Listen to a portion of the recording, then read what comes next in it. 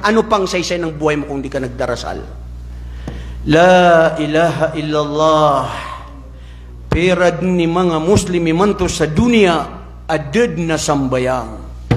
Walang sala. Anong sinabi ng Allah subhanahu wa ta'ala sa suratu Maryam? Allahu Akbar.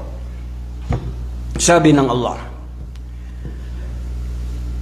Ba'dahu billahi minasyaitanir rajim.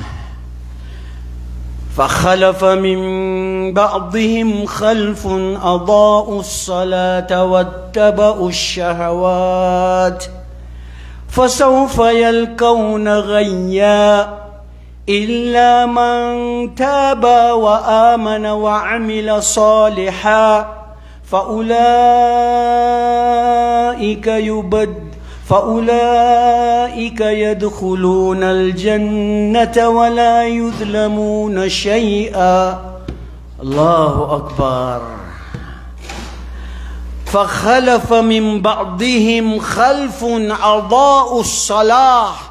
Ang mga nauna sa kanila, kung bakit sila ay napariwara, bakit sila nagkasala, bakit sila nasira, nawala ang ugnayan nila sa Allah, halaku haula, dahil adaa'us salah, binaliwala nila ang kanilang mga dasal, ang kanilang mga pagpapaterapa. At ang masidhid dito, ang sinabi ng mga pantas, hindi yung tunay na iniwan nila ang sala, dahil mismo sa mga oras ng sala ay hindi sila nagdarasal.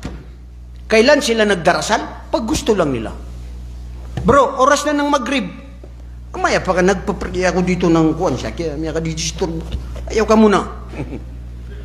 Oras na bro, asar. Wala, tinututol ko pa yung mga pera dito na nabinta namin. Oras na ng sala. Hindi mo alam, oras na yun, baka mamatay ka, hindi ka pa nakapagdarasal.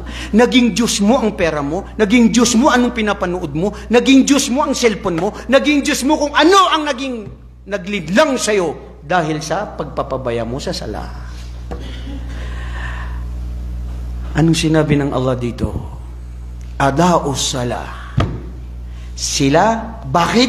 Wattaba'us syahawat, at sinunod nila ang kanilang mga sariling pagnanasa.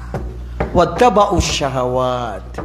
Dahil dito sa pagiging pabaya nila ng sala, lalong-lalo na yung mga kamusliman na tumigil na magsala, na ginawa nila ang kanilang pagpapatirapan na talagang wala na sa buhay nila, wala na silang pakialam, wala na sa kanila ang kanilang sala. Ano ang kabayaran? Ano ang kanilang masiding parusa?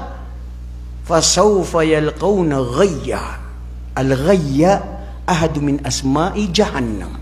Isa ito sa mga pangalan ng impyerno na nagliliyab na apoy, na ay ang papasok ay ang mga tao na pabaya sa sala. La ilaha illallah.